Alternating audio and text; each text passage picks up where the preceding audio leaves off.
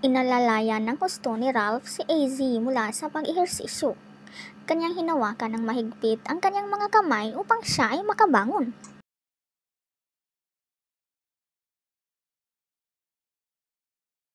Natulala din si Ralph nang hindi sinadya ni AZ na sabihin siya ay masarap habang siya ay kumakain. Ngunit todo tanggi ang dalaga na aniya. Ang ibig lang niyang sabihin ay sobrang sarap kumain ni Ralph. Tila hindi na talaga nakapagpigil si AZ sa kanyang naramdaman. Ang mga titig ni Ralph sa kanya ay sobra namang nakakakuryente. Ikaw, anong masasabi mo dito? Go, Shub! Gigigil ako dito eh. Panuno pa siya eh. Baka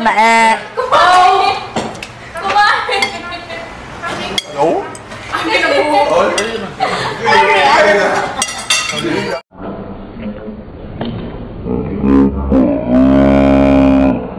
Thank you.